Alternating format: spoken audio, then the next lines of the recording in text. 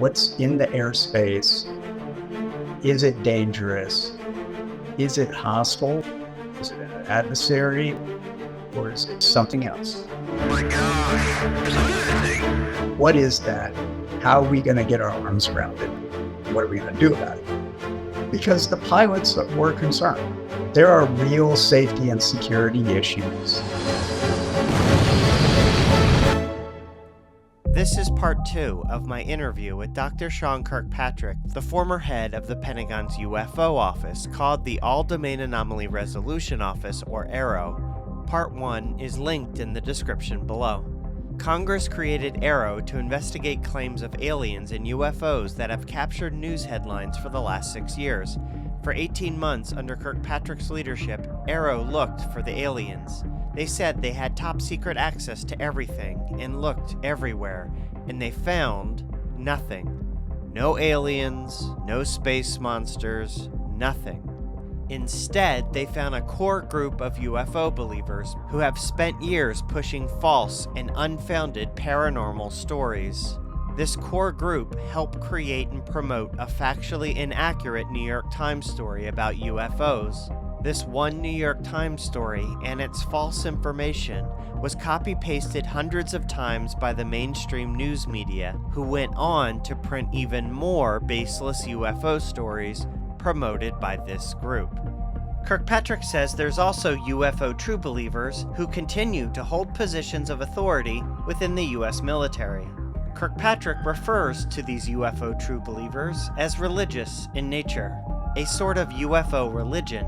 Kirkpatrick says he and his family have been threatened with violence by some of these true believers, who are convinced Kirkpatrick is covering up the aliens. Kirkpatrick believes these true believers present a potential threat to national security because they're making crucial decisions not based on data or evidence, but instead on fervent religious conviction. How can we then trust them with our national secrets, Kirkpatrick asks. It's a very good question, but my confusion is why it took so long to ask it. The AARO report is very detailed, specific, and conclusive, but it's 2024. This all started in 2017, this current phase of things. And it's been a nonstop UFO and alien fest since for 6 years. So how the heck did this get so out of hand? How was it allowed to go on for so long? Why didn't the Pentagon just shut all this nonsense down 6 years ago? Well, those are all great questions. I don't have answers for them other than Congress wrote a lot of it into law and told the department and the IC to go do. And so they have, to the best of their ability. So, I think what you're seeing is the executive branch, in particular the Pentagon and the IC, are very much trying to address Congress's concerns. Congress is continuing to beat this drum despite evidence to the contrary. Kirkpatrick is saying, essentially, that AARO represented the first time Congress actually mandated these specific questions be asked. Kirkpatrick and AARO answered those questions in their report, but Congress seems to have mostly ignored the report they themselves asked for, and instead continue their hunt for alien UFOs despite evidence to the contrary. Congress's interest in this is a domino effect. The New York Times article comes out, domino falls, worldwide news copy-pastes the New York Times story, domino falls, Congress goes, what the hell's going on? And they still, to this day, Congress still thinks the basic facts of that New York Times story is accurate. They're still operating off of the original claims, the original story. So this domino effect has been going on. The AARO report, in many ways, stops the domino fall, but it's my question, you can give me just your opinion, like what's taken so long? Well, okay, so let's back up just a minute. So there are two different things happening here that I think we're talking about. So the New York Times article covered a lot of the stories from pilots, right? Pilots concerning things that they're seeing as they're flying around. So that all falls under the operational mission of AARO, right? There are real safety and security issues that AARO is trying to address, that the department is trying to address, of, hey, what's in the airspace? Is it dangerous? Is it hostile? Is it an adversary? Or is it just something that could cause an accident in the air? What is that? How are we going to get our arms around it? And what are we going to do about it? Because the pilots were concerned, and they had valid concerns about that. The historical piece of this, where, wrapped in the allegations of government cover-up and conspiracy, are the things that are mostly unfounded and are woven into the same narrative as what the pilots are seeing. And these are not the same things. These aren't even close to the same things. Kirkpatrick brings up a good point. While there aren't any aliens in our skies, something obviously is. When the military upgraded their radar systems in recent years, they suddenly saw a bunch of new stuff. Stuff they couldn't see before on their older radar platforms. This seems to have led to the surprise and at times confusion of pilots, who asked, "What the heck is all this stuff?" Well, a lot of that stuff has since been determined to be mundane things like balloons. From party balloons to weather balloons. Kirkpatrick told CNN's Peter Bergen, balloons are one of the biggest hazards right now, and it's growing. There's something like 10,000 balloons launched daily. There's also been a massive increase of drones in the air. The FAA says drones are the fastest growing segment of aviation in the United States, and millions of them have been sold to the public. Since drones are still an emerging technology, laws to enforce drone safety are sometimes lagging behind. As such, military and commercial air pilots are encountering both balloons and drones in the air, and such encounters present a real danger for mid-air collisions. Another documented fact is that some of these objects are foreign adversaries, like China or Russia, spying on America with drones and balloons. The infamous Chinese spy balloon is the most obvious example of this, but there are many, many other cases. The public is mostly unaware of this, and I will be producing a deeper investigation into this aspect in the near future. But for now, it seems that fake stories about aliens have distracted us from fully addressing a very real problem.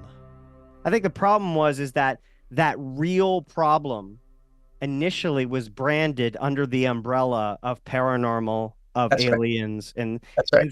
and so people were looking this way instead of looking that way. That's correct. And that's an important distinction you need to make sure is clear with your readers of, look, these are two separate things.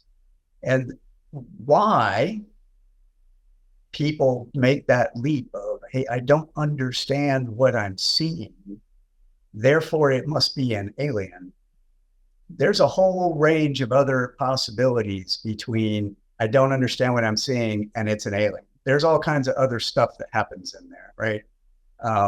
Why people make that jump, I don't know. It's a very interesting psychological study and PhD thesis for somebody, but it's not our job. Our job was to try to decouple the two. While trying to decouple fact from fiction, Kirkpatrick, AARO, and the Pentagon were able to demystify some of the famous UFO videos that have captured the public's attention for the last 6 years. The UFO true believers have claimed that these videos show otherworldly craft operating in spooky ways that defy the laws of physics. For example, here is Lou Elizondo, a member of this group, on the History Channel, claiming that this video shows a spooky UFO traveling at high speed across the ocean. That thing is hauling That's ass. exactly my point. It's a little less than 2/3 the speed of sound. But how is the craft able to fly so fast? But subsequent analysis from the Pentagon, NASA, and independent experts discovered that the object is not moving that fast at all. Using basic trigonometry, the object's speed is estimated to be as low as 30 or 40 miles an hour, consistent with a balloon being pushed by the wind. The camera is actually what's moving fast, not the object. This optical illusion is called parallax. This video was claimed by UFO believers to be spooky flying pyramids, but it was officially determined by the Pentagon and multiple independent experts that the triangle shapes are due to the camera's triangular iris, which makes out-of-focus objects look triangular. Most of the triangles in this video are just out-of-focus stars in the night sky. The Pentagon says other objects were drones, not alien pyramid spacecraft. This famous video is claimed by true believers to show a spooky UFO performing an impossible mid-air rotation. While the object itself has yet to be fully identified, this is not its true shape. This black blob is simply glare from thermal imaging, and the apparent rotation has been determined to just be a side effect of the camera's internal gimbal rotation, which has been reconstructed in detail by UFO skeptic and computer programmer Mick West. As the source camera rotates, so does the glare from the object. And so most, if not all, of the main UFO images that have captured news headlines over the last 6 years have since been debunked as either normal terrestrial objects like planes, drones, or balloons, or as illusions, errors, or camera artifacts. Kirkpatrick seems a bit disappointed in all the mundane explanations, telling CNN's Peter Bergen that the best thing that could have happened never did. The best thing that could have happened in this job is I found the aliens and I could have rolled them out, but there's none. There is no evidence of extraterrestrials. There is no evidence of aliens, and there's no evidence of the government conspiracy. Okay, now for the part most of you are probably waiting for. My previous report ended on somewhat of a cliffhanger. If you haven't seen it yet, and you're a fan of cliffhangers, the link is in the description below. In essence, Kirkpatrick claimed to me that he had nothing to do with UFOs or the paranormal before his assignment to AARO in 2022. But then I discovered he was at a 2018 briefing, which featured a presentation about Skinwalker Ranch, a supposed UFO hotspot. Also in the briefing were various UFO and paranormal enthusiasts. So what the heck was Kirkpatrick doing there? UFO believers who don't like Kirkpatrick smelled blood. They took to social media to say my report proved Kirkpatrick was a liar. But he didn't actually lie about anything in my report. Sure, there were some outstanding questions and confusing statements on all sides, but that alone doesn't make him a liar. Because of these wild accusations, I felt it was necessary to dig deeper. I now have new information about this briefing, so let's fact-check the main claims. In June 2022, I interviewed Brandon Fugal, the owner of Skinwalker Ranch. Claim number 1. Fugal claimed that in 2018, a congressional staffer named Thomas Kurt McConnell from Senator McCain's office called him and asked him, on behalf of Senator McCain, to come to Washington, D.C. to the Senate Armed Services Committee and present a briefing on Skinwalker Ranch. Fact check. Thomas Kurt McConnell was a Democrat who did not work for Senator McCain. McConnell worked for Senator Jack Reed, a Democrat from Rhode Island. Jack Reed, at that time, was the ranking minority member of the Senate Armed Services Committee. In 2018, Senator McCain was technically the chairman of the Senate Armed Services Committee, but McConnell would not have worked for him. Also, in 2018, McCain wasn't even in Washington, D.C. He had been diagnosed with brain cancer, and starting in 2017, had remained in his home state of Arizona to undergo cancer treatments. In fact, just 4 days before this supposed Skinwalker Ranch briefing, that Fugal claims was created and organized by and on behalf of Senator McCain, McCain was actually in Phoenix, Arizona, at a hospital getting surgery. I previously brought all of this up to Fugal and asked him to provide evidence of McCain's involvement in this 2018 Skinwalker Ranch briefing. Fugal provided no evidence, saying the only evidence of McCain's involvement was just something someone had told him verbally. Oh, okay. Well, that doesn't seem very solid. In a statement to me, the Senate Armed Services Committee says no senators were involved in Fugal's briefing. And as of the date of this video report's publication, no evidence of Senator McCain's involvement has been provided. So, for now, this part of Fugal's claim is unfounded and lacking evidence. Claim number 2. Fugal claims Sean Kirkpatrick was at this 2018 briefing. Fact check. Kirkpatrick confirmed to me that he was indeed at this briefing, but that he couldn't remember whether it was 2017 or 2018 because in the summer of 2018, he moved to Colorado. Fugal told me he had photos from this briefing. I asked Fugal if he could provide these photos. He did not provide them. Only after my report was published did Fugal publicly tweet a photo from the briefing, which shows Kirkpatrick there. Okay, Fugal says Kirkpatrick was there. Kirkpatrick confirmed he was, and the photo shows that. Everyone's in agreement. And the photo's metadata establishes that the briefing occurred on April 19th, 2018, which is before Kirkpatrick moved to Colorado. So within the time window Kirkpatrick originally estimated. Claim number 3. Fugal claimed Kirkpatrick was, quote, one of the individuals leading the discussion at the briefing. Fugal also claims Kirkpatrick told everyone in the room about his belief in, quote, the reality of UFO phenomena. Fact check. Kirkpatrick responded to this claim saying, that is a blatant lie and mischaracterization from Fugal. I neither led the meeting nor ever said UFO phenomena was real, period. The meeting was called and led by Kirk McConnell. I was invited by McConnell to listen and give my opinion. I didn't lead the conversation. I didn't say much, but ask a couple pointed questions at the pseudoscientific presentation. I gave my unfavorable impression and assessment of the briefing to the staffers and moved on, never giving it another thought until now. The photo Fugal provided does indeed show Fugal and his team presenting on one side, and the listening audience is on the other side. McConnell is sitting at the head of the table in the center. I reached out to Hal Puthoff, who was at the briefing and is a close associate of Brandon Fugal. Puthoff agrees with Kirkpatrick's version of things. I asked Puthoff, what was Sean Kirkpatrick's role at this briefing? Puthoff responded, I assume, as for others in attendance, it was simply for info gathering. I then asked Puthoff, was Kirkpatrick leading the discussion at all? Or was he just listening, taking notes, etc.? Puthoff responded, the latter. So Puthoff agrees with Kirkpatrick. He was just there as an observer, listening and taking notes, not leading the discussion and proclaiming the reality of UFOs as Fugal claims. I then reached out again to Fugal, asking him to confirm, clarify, or modify his original claims regarding Kirkpatrick at this briefing. Fugal did not respond. Over 12 days, I sent him multiple emails asking for a response. I even sent him a text message. If he had any evidence to support his claims, I've now given him ample opportunity to provide it. But at the time of this video report's publication, Fugal still has not responded.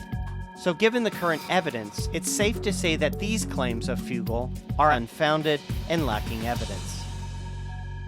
Claim number 4. Fugal claims this briefing was a Skinwalker Ranch briefing, and only a Skinwalker Ranch briefing.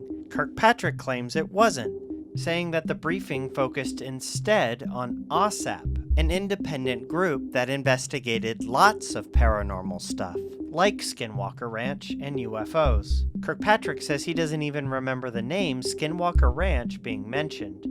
Fact check. This is strange because Brandon Fugal is the owner of Skinwalker Ranch, and he appears to be giving a presentation about Skinwalker Ranch right in front of Kirkpatrick. But Hal Puthoff, again, who was part of the presenting team, told me the purpose of the briefing was to inform some congressional staffers about the history and future plans for investigating UFOs / Skinwalker Ranch. Okay, so according to Putoff, Skinwalker Ranch seems to only have been one of the topics discussed. Again, Kirkpatrick says he was only there as a favor to Kurt McConnell. Kirkpatrick was not impressed by the briefing and says he never gave it another thought. So it does seem likely that Kirkpatrick, when asked about this briefing 6 years later, would not necessarily remember all the topics and details discussed. So this claim seems to be kind of, but not entirely true. Kurt McConnell did not reply to my multiple requests for comment. The Department of Defense would not let me speak with Brennan McKernan, who was at the briefing and is still a Pentagon employee working in naval intelligence. Department of Defense spokesperson Susan Goff, however, issued this statement regarding Kirkpatrick's presence at the 2018 briefing. Dr. Kirkpatrick had no involvement with Skinwalker Ranch. When DoD officials are invited to attend a briefing on a subject that Congress thinks may be of interest to them, the officials will usually accept the invitation. Acceptance of a congressional invitation does not denote confirmation or validation of material presented or discussions held. Kirkpatrick offered an updated statement regarding his involvement with UFOs before 2022, saying, "Other than attending one briefing at the request of the Senate Armed Services Committee in an unofficial capacity, I had no official duties regarding UFOs." So there you have it, an unofficial briefing 6 years ago about some spooky things that seems to have been a bit blown out of proportion and embellished. Which, if you've seen my previous reporting, is par for the course for Brandon Fugal. Fugal produces a History Channel show about his Skinwalker Ranch, and basically every episode contains exaggerations, embellishments, and unfounded claims. Links to all my reporting on Skinwalker Ranch and Brandon Fugal are in the description below. As for Sean Kirkpatrick, we may never hear from him again. He is sick and tired of the UFO nonsense, telling me I'm refraining from any further interviews on the topic. I wish I could say the same.